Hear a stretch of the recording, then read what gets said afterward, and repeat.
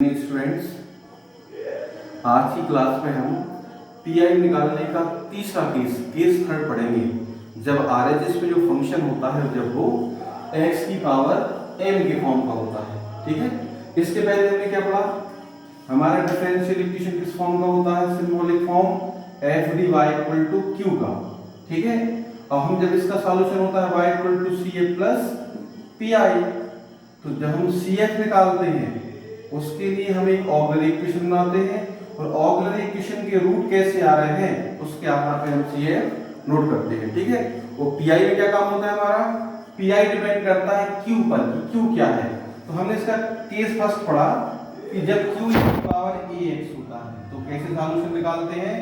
pi का formula 1/fd * q, ये previous classes में आप पढ़ चुके हैं। तो 1/fa e to the 1/fd e to the power ax। तो केस फर्स्ट में क्या होता है कि केवल d के प्लेस पर a आ जाता है, fa e की पावर ax। मतलब जहां जहां भी d होते हैं उन सभी के प्लेस पर a आ जाता है। ये केस फर्स्ट पढ़ा हमने, pi निकालने का केस फर्स्ट जब RHS में क्या होता है e to the power ax, ठीक है। ऐसे केस सेकंड क्या होता है इसका कि जब q क्या हो x की पावर, जब q क्या हो sin x हो या cos x हो, sin ax प्लस b या cos ax प्लस b।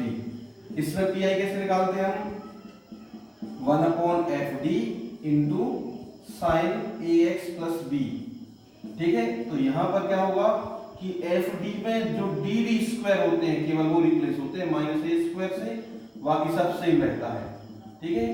ये दो केसेस हम pi निकालने के पढ़ चुके हैं, ठीक है। pi का मतलब होता है पर्टिकुलर इंटीग्रल, ठीक है। पर्टिकुलर क्यों, ये q पर डिपेंड होता है, ठीक है।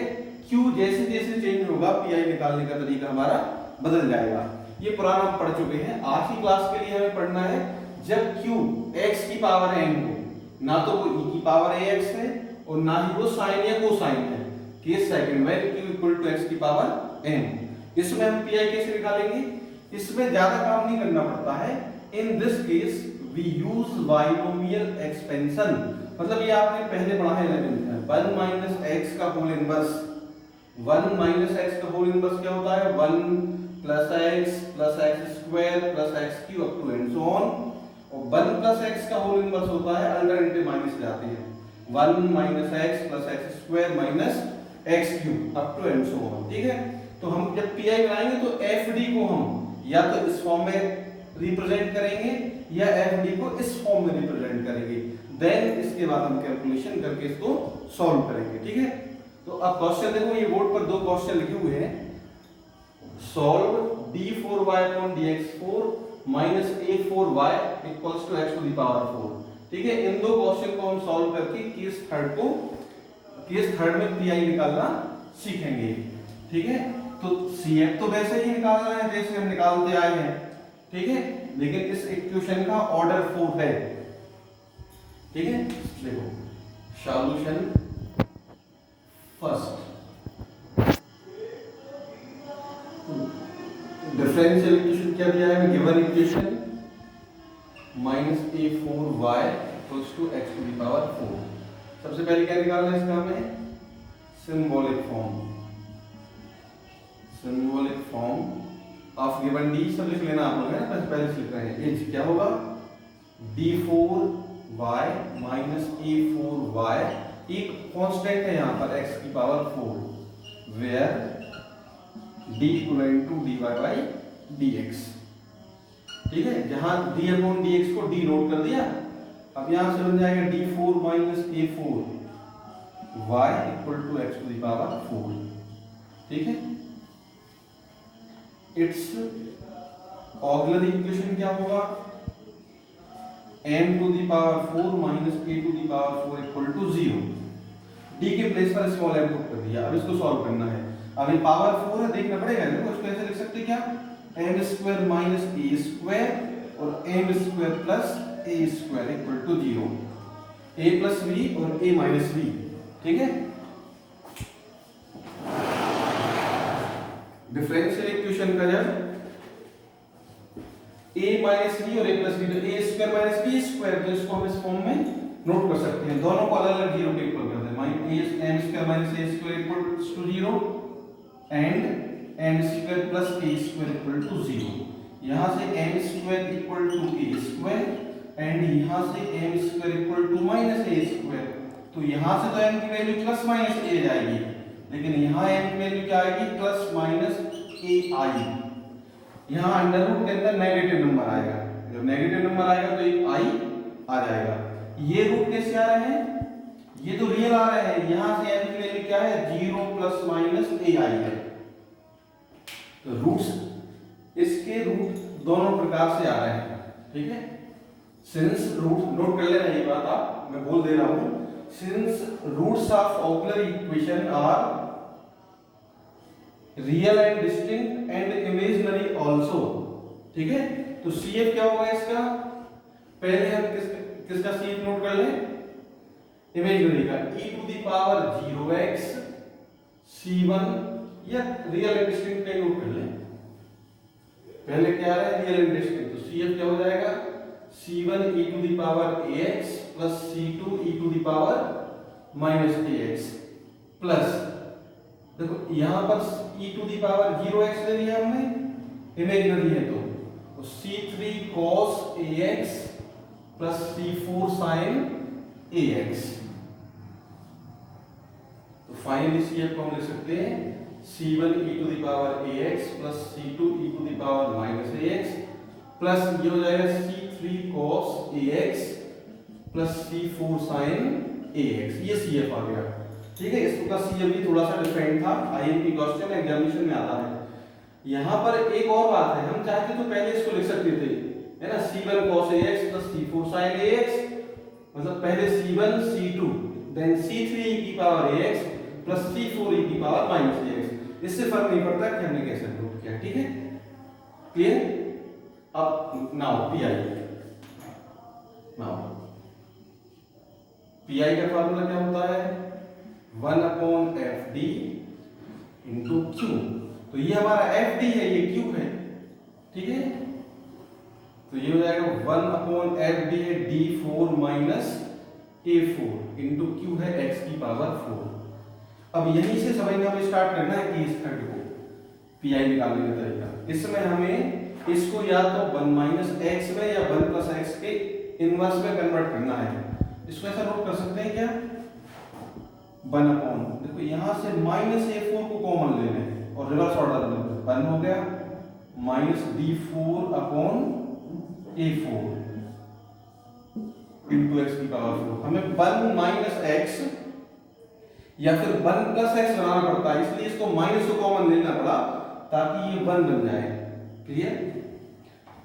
Minus 1 upon a to the power 4 यहाँ है और इसको ऊपर लेके गए तो हो जाएगा 1 minus d4 upon a4 whole inverse x to the power 4।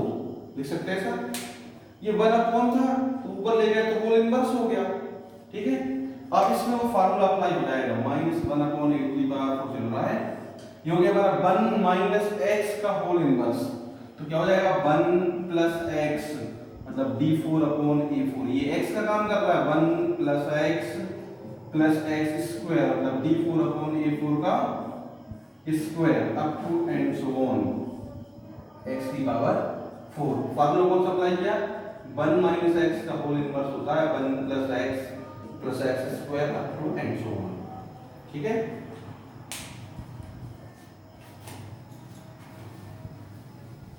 मतलब case third, when q equals to x to the power n then we use binomial expansion। तो हमने fd को किसके फॉर्म में कन्वर्ट किया, 1 माइनस x में, इसको x मान लिया हमने जो भी है, 1 माइनस d का फॉर्म ऊपर लेके गए तो होल इनवर्स हो गया, तो 1 माइनस x का होल इनवर्स हो गया, तो क्या हो गया 1 प्लस जो भी है वो x प्लस जो भी है उसका square up to and so on, ठीक है, minus 1 by a to the power 4 in bracket, ध्यान देना। यहां पर d का नाम क्या है, समझ लो, d का मतलब है यहां पर dy बाई dx मतलब डिफरेंशिएशन करना, ठीक है। तो d की पावर 4 का मतलब है 4 टाइम डिफरेंशिएशन करना, ठीक है। d की पावर 4 का मीनिंग 4 टाइम डिफरेंशिएशन करना।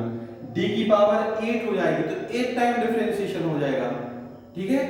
तो यहां पर ये समझना है x की पावर कितनी है 4, x की पावर 4 है मतलब इसका 4 टाइम डिफरेंशिएशन होगा, मतलब 4 टाइम में कांस्टेंट हो जाएगा। जैसे x स्क्वायर का एक बार डिफरेंशिएशन करें हम d तो क्या आएगा 2x, लेकिन यदि इसका दो बार करते हैं तो क्या आ जाता 2x का 2, तो पावर 2 है तो दो बार में इसका डिफरेंशिएशन कांस्टेंट हो गया, तो पावर 4 है तो कितनी बार में होगा 4 टाइम में, उसके बाद ये तो 8 टाइम में 0 हो जाएगा, मतलब यहां पर d की पावर 4 से ज्यादा वाले टर्म को हम छोड़ देंगे, मतलब जितनी भी x की पावर होती है उतने ही टर्म यहां पर हम नोट करेंगे, 1 प्लस d4 अपॉन a4, बाकी क्या है पावर 8 वाले या उससे ज्यादा पावर वाले टर्म है तो उनको हमने छोड़ दिया, on leaving higher order terms, okay, higher order terms को हमने यहां पर छोड़ दिया, तो यहां से क्या होगा -1 टू दी पावर 4, अब ब्रैकेट ओपन कर दे x की power 4 plus 1 to the power 4 d4 of x to the power 4, तो -1 टू दी पावर 4 x की power 4 plus 1 to the power 4, और एक बार डिफरेंशिएशन होगा तो क्या होगा 4x क्यूब, फिर दोबारा होगा तो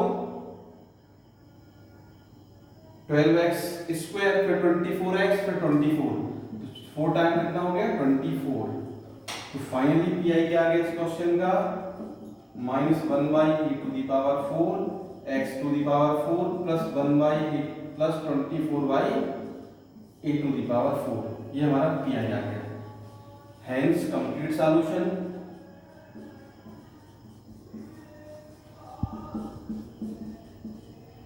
y equal to CF plus PI, तो y equal to CF plus PI क्या होगा, CF निकाला हमने, क्या आ रहा था C1 e to the power ax plus C2 e to the power minus ax plus C3 cos ax plus C4 sin ax, और ये -1 to the power 4 x to the power 4 plus 24 upon to the power 4, ये हमारा complete solution आ गया, where C1 C2 C3 and C4 are the arbitrary constants. तो इस type के differential equation जिसमें RHS में क्या होता है x की पावर n, ऐसे क्वेश्चंस को हमें सॉल्व करने के लिए क्या काम करना पड़ता है, बाइनोमियल थ्योरम का इस्तेमाल हम करेंगे, ठीक है। ये कंप्लीट हो गया, थोड़ी सी आप कंसंट्रेशन के साथ करेंगे तो ये सारे डाउट्स आपके दूर हो जाएंगे, ठीक है। नाउ नेक्स्ट क्वेश्चन देखें, अभी बताते हैं कैसे टर्म्स को यूज करते हैं, सॉल्यूशन सेकंड में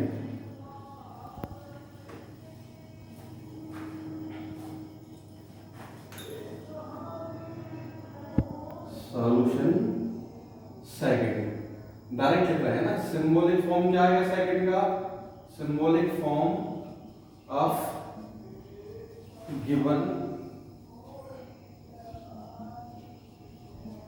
डी इज क्या है इसका d अपॉन dx को क्या लिख दिया आपने d, तो d square y plus 4dy plus 4y, ठीक है, तो क्या हो गया d square y plus 4dy plus 4y equals to x square, इसको हम नोट कर सकते हैं d square plus 4d plus 4y equal to x square, ठीक है। इट्स ये लग रहा है कि यहाँ पे d क्या है आपको मालूम है, इट्स ऑक्सिलरी इक्वेशन क्या हो जाएगा m square plus 4n plus 4 equal to 0, तो ये तो m प्लस 2 का होल स्क्वायर आ गया, या देखो इसको फार्मूले समझ लो, m की वैल्यू हो जाएगी minus b plus minus under root of b square मतलब 16 माइनस 16 4ac अपॉन 2a, तो m की वैल्यू हो जाएगी माइनस 4 प्लस माइनस, बच्चे क्या करते हैं कि इसको छोड़ देते हैं जैसे ये 0 हुआ, ठीक है, तो a की रूट आ जाता है उनका -2, ठीक है, पर हमें ध्यान देना है कि n की वैल्यू कितनी आएगी जितना उसका ऑर्डर होता है, तो यहाँ प्लस साइन लेंगे तो -2, और माइनस साइन लेंगे तो भी -2, ये रूट्स आ गए। सिंस रूट्स कैसे आ रहे हैं, roots of e are real and equal, तो CF क्या हो जाएगा इसका, C1 + C2x e⁻²x। ये CF कैसे निकालते हैं आप बहुत अच्छे से पढ़ चुके हैं प्रीवियस क्लासेस में, तो एक बार इन सबको आप रिवाइज कर लेना, ठीक है। कैसे CF निकालते हैं, केवल 4 तरीके हैं CF निकाल लेंगे। ऑक्सिलरी इक्वेशन के रूट किस टाइप से आ रहे हैं उसके हिसाब से हम CF देते हैं, मतलब रूट यदि रियल और इमेजिनरी है, sorry roots real and distinct, roots real and equal, roots imaginary हो सकते हैं या इरेशनल, तो ये 4 फार्मूले हैं, हर एक क्वेश्चन में हम इनको अप्लाई करते हैं CF निकालने का तरीका, ठीक है। अब देखिए इसका PI कैसे निकालेंगे हम। नाउ PI का फार्मूला 1/FD × Q, तो 1/FD क्या है यहाँ पर, ये FD y = Q, तो d² + 4d + 4 Q है x²। देखो जब भी RHS में x की पावर ऐड होती है तो क्या बनाना पड़ता है, बाइनोमियल एक्सपेंशन, तो यहाँ से 4 को कॉमन लिया हमने, ठीक है 4, तो क्या बन गया 1, रिवर्स ऑर्डर करते हैं, यहाँ से क्या बन गया d, और यहाँ से क्या बन जाएगा d²/4 × x²। हम बाइनोमियल एक्सपेंशन बना रहे हैं इसको, ठीक है। अब यहाँ से आता है इसके बाद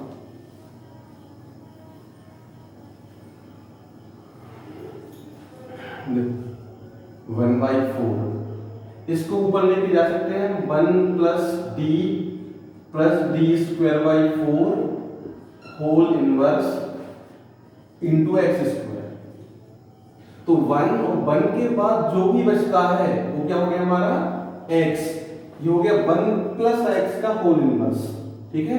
या तो 1 - x बनना चाहिए या फिर 1 + x बनना चाहिए, तो क्या बन गया ये 1 + x, बाकी 1 के बाद जो भी बच रहा है उसको क्या मान लेना है x, तो क्या हो जाएगा यहाँ पर 1/4 1 - x मतलब d + d²/2 1 + x 1 - x + x² d + d²/2 का होल इनवर्स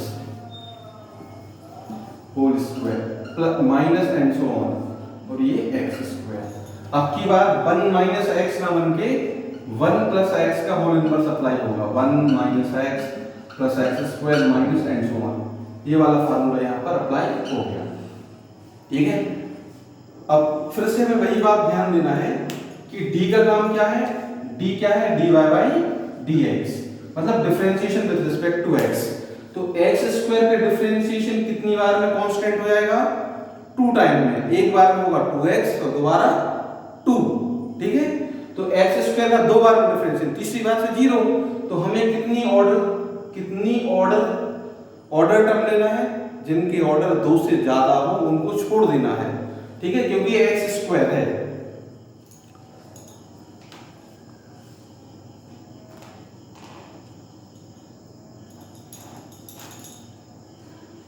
(1/4) 1 - d ये काम का है, -d²/2 ये भी काम का है क्योंकि पावर 2 है। अब देखो जब इसका होल स्क्वायर ओपन होगा तो फर्स्ट टर्म क्या आएगा d² a², अगला टर्म क्या आएगा d² + b², मतलब d की पावर 4 को हमें छोड़ना है क्योंकि यहाँ x² है, और फिर इनटू 2ab होगा जब, तो d × d² क्या बन जाएगा dq, तो इसके बाद के सारे टर्म हमें छोड़ देना है क्योंकि अगला टर्म में होल क्यूब आएगा, तो हर एक टर्म की पावर 3 से कम नहीं होगी। जैसे इस टर्म की कम से कम पावर 2 है क्योंकि पावर 2 है, अगला क्यूब आएगा तो सबसे कम पावर 3, तो उनको छोड़ देना है x², leaving higher order term, पूरा लिखना है ना, ऐसे नहीं लिखना, ठीक है। 1/4 ब्रैकेट ओपन करें, x² - d